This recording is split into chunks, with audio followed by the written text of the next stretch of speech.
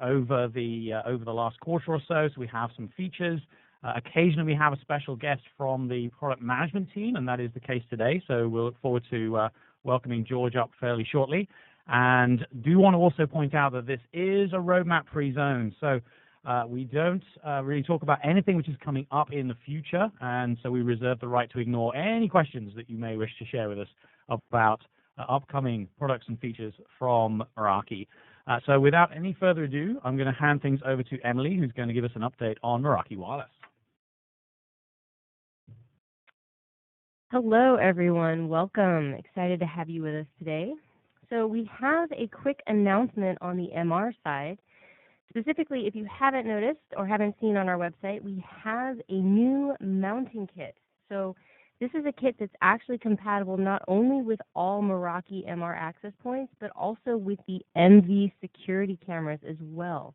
It's a kit that includes the spare T-rail adapters, so the same T-rail adapters that you get in your box in general when you order an MR access point. So we give you a spare set of those, as well as a pair of deep drop ceiling clips. Now, if you have sort of newer building designs that use the Armstrong silhouette, the deep drop ceiling clips will work with those as well. This kit is retailing for $25 US, and you can find it at that URL at the bottom of your screen, or if you're looking at any MR access point on our website, on the left-hand side in the accessories section, you'll see a new slot for mounting clips. So that's it. We've had a fairly quiet quarter this year on the MR front. However, stay tuned. We have some significant goodies coming in another quarter or two. That's all I've got for this quarterly, and I'm going to hand it over to Paul. Thanks, Emily. Hello, everyone. My name is Paul Wolf, and I'm the Product Marketing Manager for Systems Manager. That's our EMM solution, and everyone's favorite solution to talk about. So I like to start things off by mentioning a little bit about what EMM is. So to kind of set the stage, when we say EMM, we're talking about Enterprise Mobility Management, and that is a combination of basically all of the mobility management solutions. So that includes mobile device management, mobile application management, also mobile identity. That's basically the posture assessment and your ability to assign groups to devices and know if it's on or off site. And finally, also mobile content management. So how do you get files to a device and who has access to which files? All right, so now that we have, thanks, Bill, this does look like a Christmas tree a little bit. We appreciate that. A little early for Christmas, but. All right, so to set the stage, I'm going to go over a few things that we've added to a couple of our platforms. We support all the major platforms, iOS, Android, Windows, Mac. I'm going to start by talking about one of the things that we've added to Android this quarter that you might have missed. So first off, you may already be familiar with Systems Manager and know that this is a pretty good example. Let's say you have a device and it has all of the system-level apps on there that come default on your Android device. It has YouTube, it has Chrome, some messaging, photos, and whatever it is. So if you add something, if you want to manage this with Systems Manager, you can couple clicks, have them enroll, and they get everything they need. They have their productivity tools, their CRM, calendar, email, Wi-Fi with certificates, all of that good stuff. So what we've added to this is we've actually added the ability on Android for work-capable devices and in Android in Education to hide the system-level apps. So let's say you have these apps on the bottom left here, like YouTube and Chrome. You have some unsecured messaging setup that comes with the device itself. You can actually hide those by default so that when they come out, the devices are enrolled, they lose that. And it's as easy as in Dashboard as adding in the different names that you want to add there. You can, of course, in Systems Manager, look up these package names because I'm going to assume you don't know that com.google.android.apps.messaging is the name of the messaging app. So you can look those up in Dashboard, add which system-level apps you don't want users to have, and then those are removed or hidden. Next, we also added a whole bunch of restrictions to iOS, and I want to talk about a couple things with this. So you might have missed this one in there, but what we can do is you can actually enforce Wi-Fi whitelisting And what that means is only the Wi-Fi payloads that you push down are allowed to be used on that device. So a good example here, let's say that you're a food chain, you're a retail store or something of the sort, and you have these devices that are connecting to your secure Wi-Fi. You don't want them to be able to connect to some random open Wi-Fi or a different one, or maybe try to get man in the middle or anything like that. You simply check this box. You say you want to enforce Wi-Fi whitelisting, and now only SSIDs you push down with Systems Manager are allowed to be joined.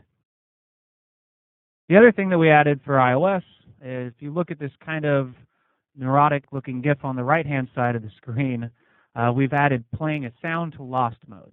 So in lost mode, you can basically lock down a device so that all it can do is display a message that you want on the device itself. So just can say a phone number, lock screen message, whatever. So now you can also go to that device and then put it in lock mode and then play a sound. And then now wherever it is, you can actually locate it. You can annoy whoever stole it until they finally return it or something of that sort. So last up for me, and certainly not least, I want to reiterate this is still a roadmap-free zone, but I'd really like to take this opportunity to talk about this new beta product that we have that you can sign up for. And in case you missed the announcement at Cisco Live, what we did is we worked with the rest of the Cisco team to bring this huge increase in security on iOS. And with that, we increased visibility into what's going on. So what kind of things are affected, what happened when a device was compromised. It also allows you to control different things like what sites are users allowed to go to, whether they're on or off the network. You can also add some privacy with things like encrypting DNS or making sure that people aren't snooping the traffic that's on that device. And so this is something that's expected to come in fall.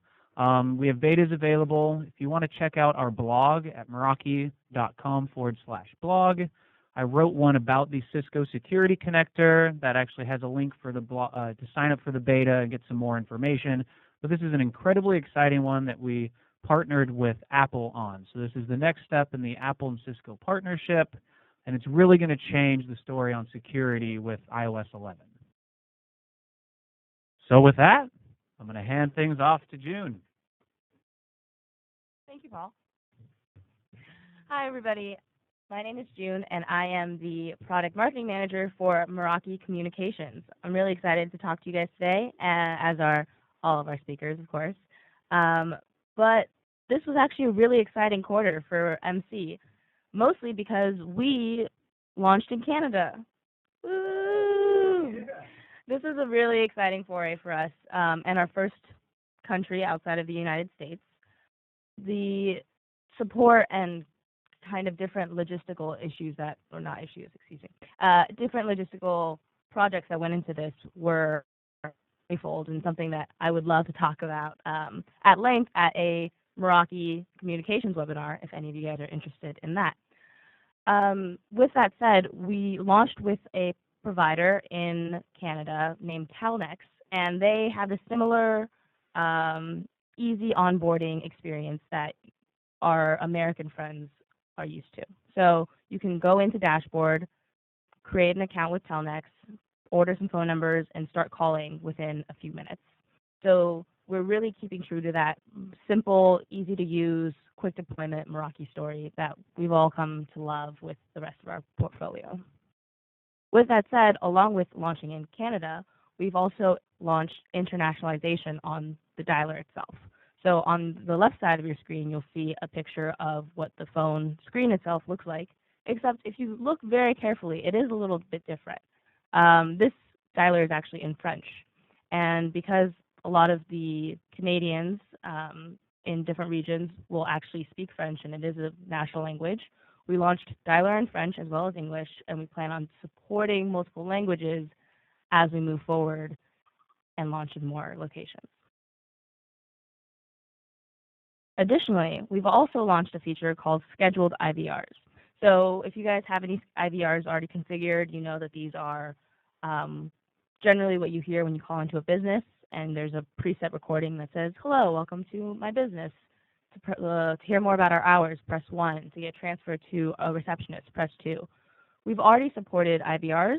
We've now enabled the ability for customers to go in and set what times of day those IVRs are set, if you want an on hours versus an off hours IVR, et cetera, et cetera.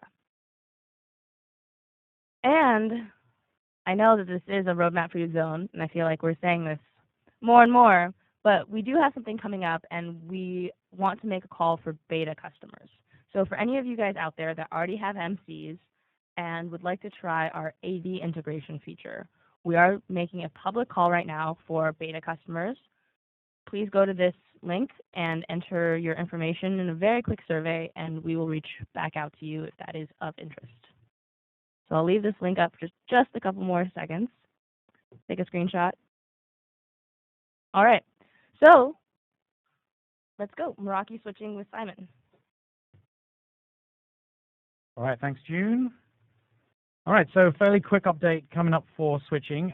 Some of you will have seen the announcements that we made May, and so I just want to reiterate those for anybody who may have missed those. We're actually expanding our portfolio.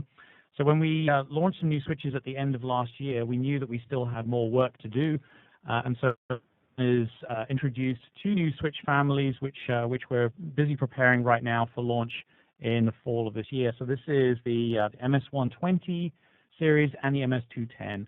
So we now have a very broad portfolio, and the reason, of course, that we're doing this is that people buy a lot of switches. They need to have a really tight tie-up, really, between the feature sets that they require and the price that they want to pay because they're buying so many of these things. So what we want to do is to provide plenty of different feature and price point options for our customers to make sure there's something for everybody.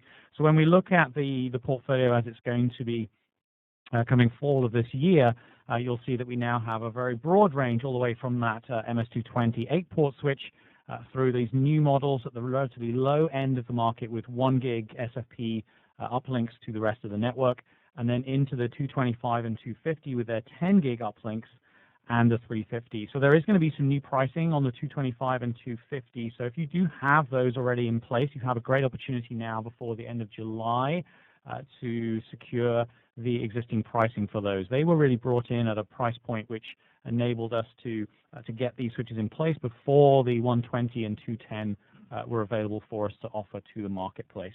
So I'm sure you'll agree that this is a very broad, fully fleshed out portfolio of switches, significant levels of choice for our customers, which is really what we want to achieve, so that we have a Meraki switch really for everybody. And then we just have one feature update we want to make very clear for you. So we introduced casting on the switches last year. We've introduced a new settings in dashboard. These are the kind of things that are so easy to miss. So if you go into switch settings now, you will see a new section called multicast settings, and you can go in here and provide specific settings for IDMC snooping at layer 2 for a specific switch or for a specific tag of switches. And this means that you don't have to have a uniform setting right across the board. So sometimes you may want to prevent that from going into certain layer 2 environments. So you now have the level of flexibility that you need to be able to do that. So that's it for switching. I'm now going to hand over to Tony, who's going to take us through an update on the MX. Awesome. Thank you, Simon, and good morning to all of you. It's a pleasure to have you, and thanks so much for your time. First off, a very exciting foray into the virtual world for us in the MX family here. We have the option for the VMX 100. I want to make this quite clear that this is designed initially for Amazon Web Services, and this is a great way for you to essentially extend out your auto VPN capabilities as well as the SD-WAN capabilities built right into each and every MX to your public data center services. So if you're already leveraging Amazon Web Services, awesome option.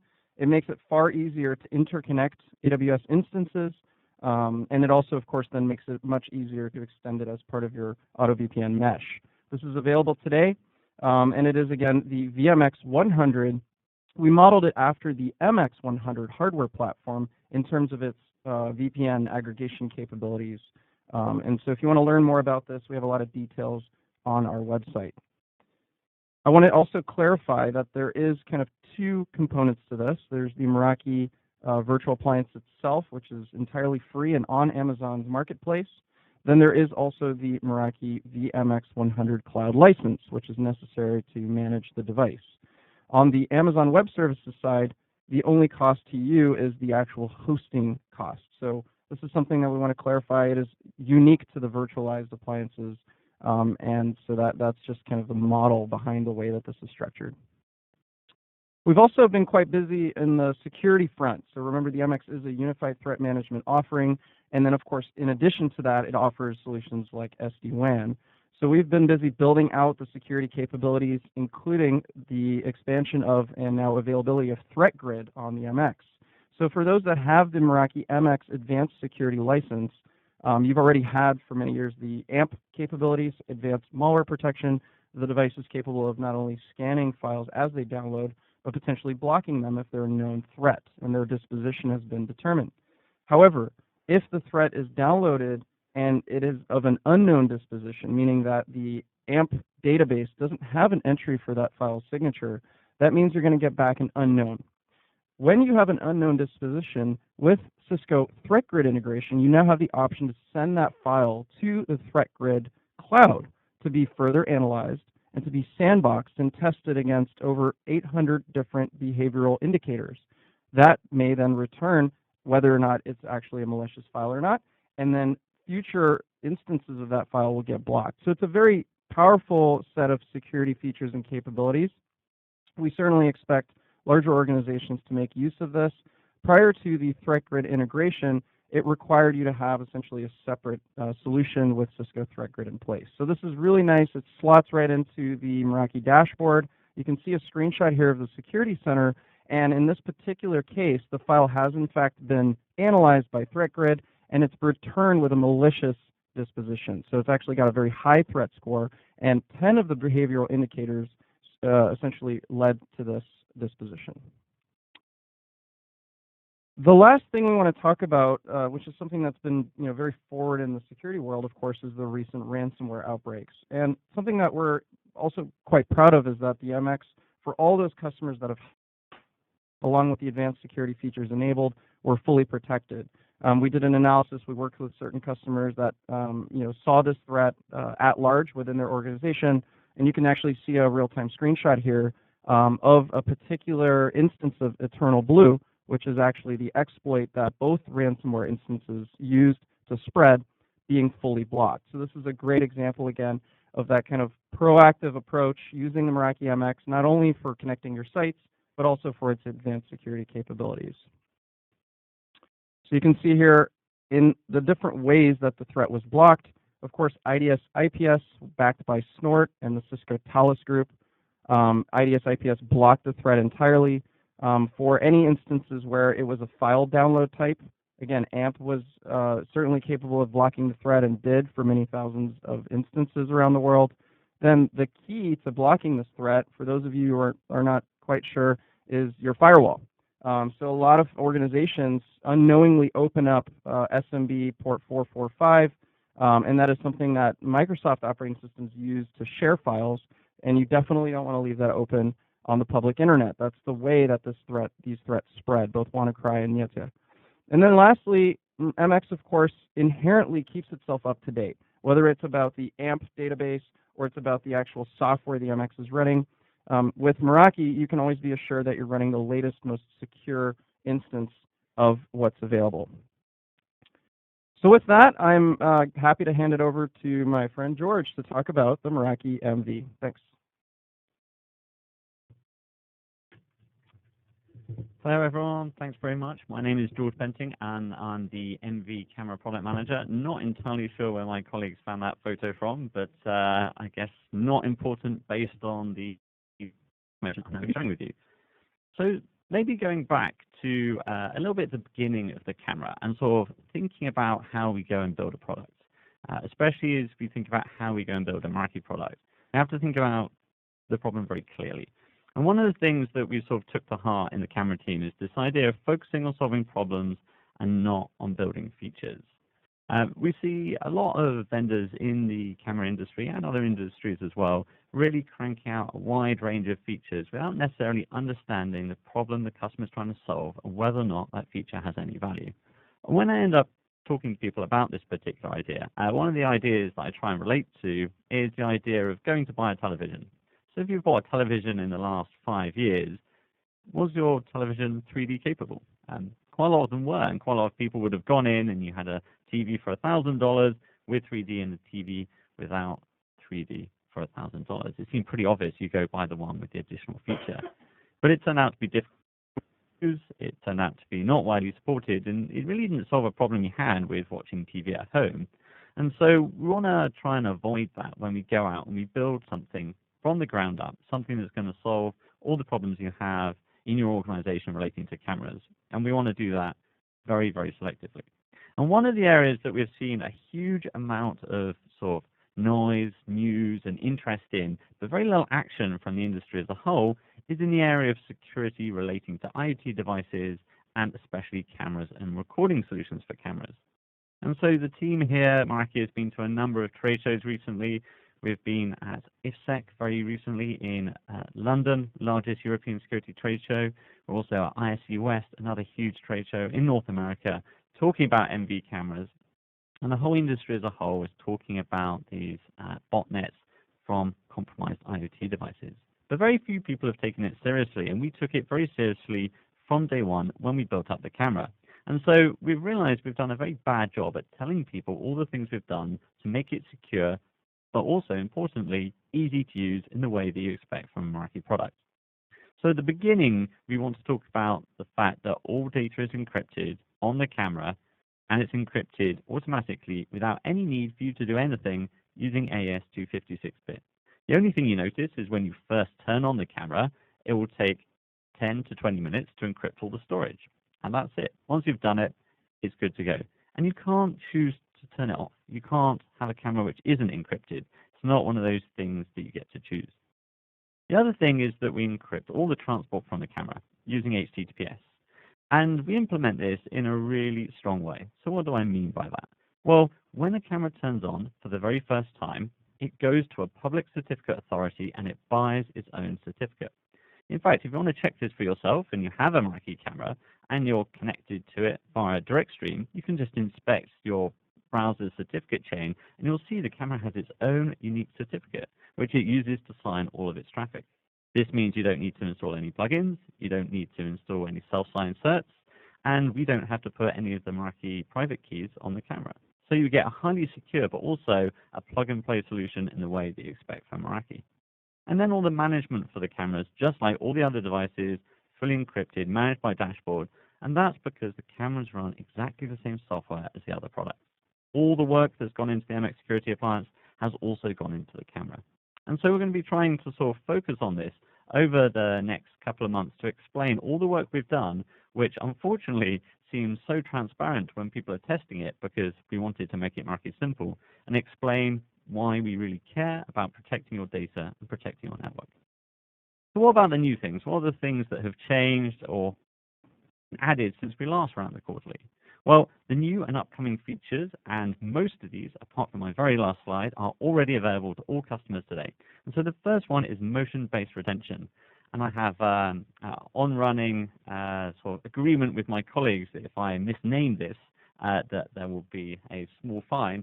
Currently, June and Rachel are waving their hands to say that they have already taken a number of dollar bills off me. But the reason I'm very particular about this is motion-based retention is different from the industry standard of motion-based recording. So what we do is we record everything. And then after 3 days, we use the inbuilt camera analytics to remove footage that doesn't have any activity. This is different from how it's normally done, where we record only based on activity. This means you can catch very fine details, which may typically be lost. So a great example is a customer we spoke to during the research for this that had a sprinkler system activate overnight. They came in the morning, found part of their office flooded, and wanted to know what happened. But their camera system didn't have any recording of the footage because the water droplets were too small to activate the motion-based recording.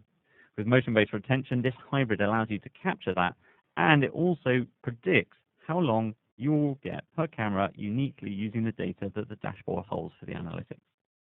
The second thing we've released and is also available today is schedules for your camera. This allows you to tell the camera when to record and when not to record.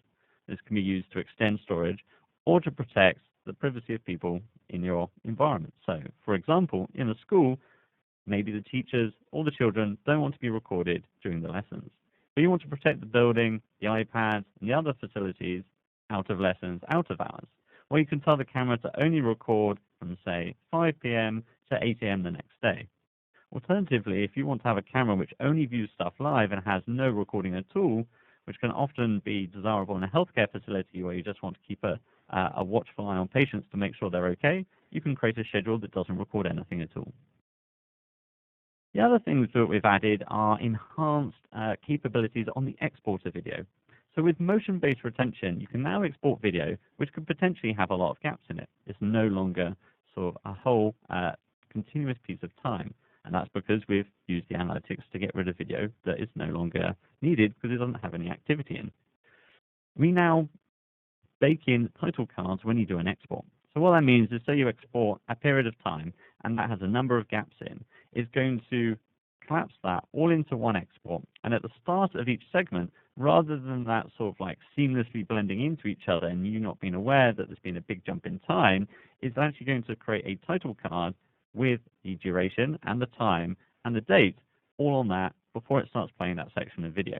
This automatically, you don't need to do anything to make it work. You just export it, and if there is some sort of gaps and segments in there because there was no activity, then we're going to put the title card between those gaps. The second thing that we heard of is people really wanted watermarking and timestamps. So, for example, the camera name burnt into the video. So you can see in my example in the top right there, it has the camera name, camera 1.1 coffee bar. And then on the right-hand side, it has the timestamp, so that's the date and the local time for the camera burnt into the video. This can't be altered, so it's something that really helps when you're trying to use this type of video in court to prove it's valid. The final one, and this is a newer feature that is not available today, is currently in beta and will be available in production in approximately the next 2 weeks, is camera limits. So at the beginning, we heard people saying they really want to have new features that extend the storage of the camera. But it's got to the point where we're speaking to more and more customers, especially customers in Europe, that want to have less storage. There is either legal or policy-based restrictions on how long they can store, and they want to have a certainty that the camera won't store beyond that.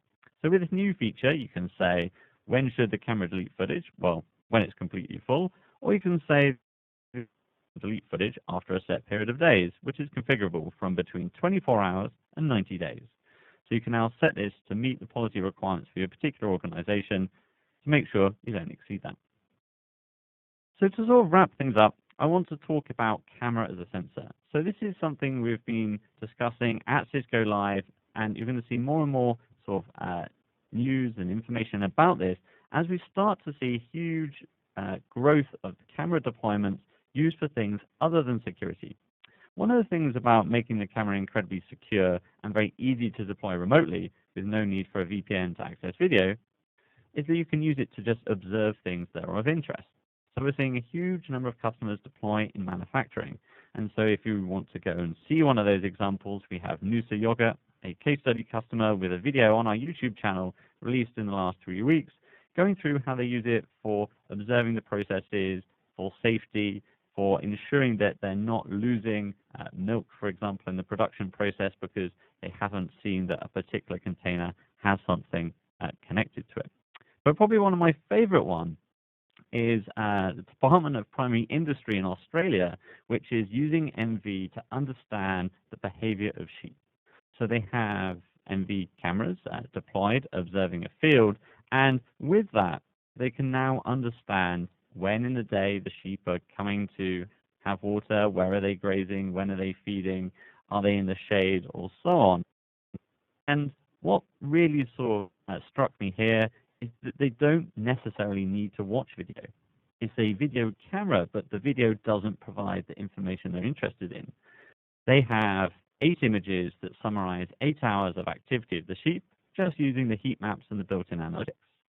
So this is where the camera is a sensor either to understand your manufacturing process or your animal behavior or various other things. And this is enabled by the fact that camera is easy and secure to deploy.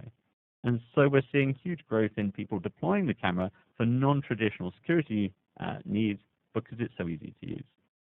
So this is something we're going to be focusing on. We're going to be looking at how we develop a few more features to enhance people's use for the camera for things for security, but also for other business needs. And we hope to build even more things in the future. So with that, I think it's time to hand over to questions and make sure we have a good amount of time for that. And I think I'm probably going to hand back to Simon to finish off. Okay, thanks very much, George. Comprehensive update, as always. This is what happens when you give a platform to a product manager. They get all excited. I hope you found that interesting. It's certainly a fascinating product, and a lot of careful thoughts gone into that for sure. All right, so we have some time to look at some of the questions that have come in. And what I'd like to do is just take some of those questions from the list here. If you have any last-minute questions, this is an opportunity for you to ask those right now. And I will pop through those and then get you back to your day as quickly as we can. So just bear with me for a moment while I just scan through the questions that have come in and see if there's any good ones I can share with you all.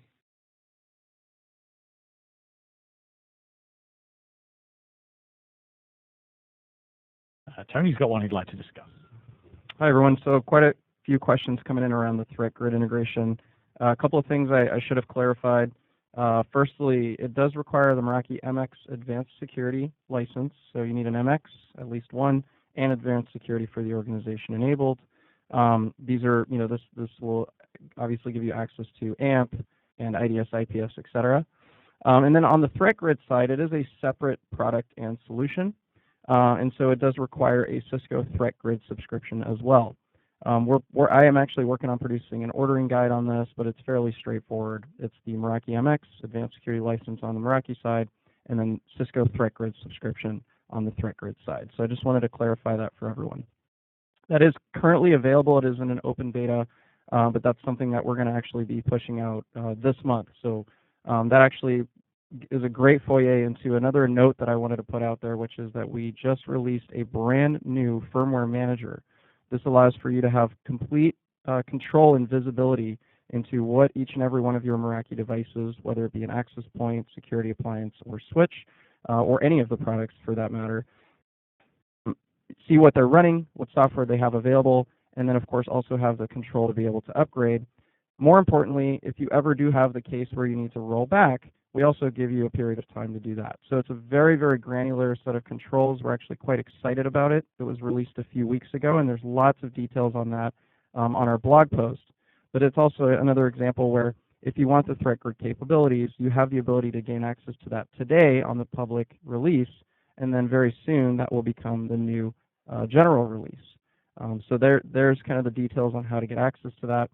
Threat Grid does offer trials for their subscription, just like we do. So it's quite straightforward to gain access to it, and look for that ordering guide. Thank you. Thanks, Tony. We've got a couple of questions in around VMX as well, and around whether we're going to have any support for private data center solutions like VMware ESXi, for example.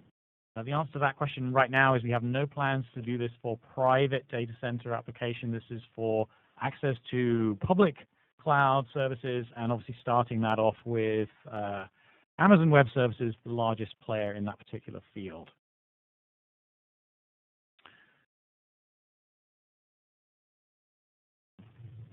Hey guys, this is Emily. I also wanted to make a quick clarification on the mounting kit that I announced for the MR, because I got one or two questions on that.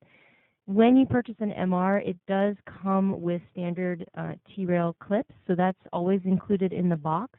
The mounting kit, which again retails for $25 US, is available if you'd like a spare set of clips or you want those deep drop ceiling clips. All right, thanks, Emily. All right, having one last look through these questions. A lot of questions about future options and future capabilities, so it's very exciting to see the enthusiasm here. And of course, we do take note of all of these comments. We can't actually discuss anything that we're planning that's coming up beyond any sort of beta releases that we've got in plan, but just bear with us, and of course, we'll have further updates for you down the road. Looks like we might be there in terms of questions for today. So I think I'm going to wrap up today's quarterly. I'd like to thank you all for taking some time out of your day to join us. And we're obviously very excited about these sessions. We hope you find them useful. Do send us some feedback as well, because we want to make sure that they are good use of your time, and you can find us online in various different places to enable you to do that. So from all of the team here, I'd like to wish you all an enjoyable rest of your day, and we look forward to speaking to you again very soon.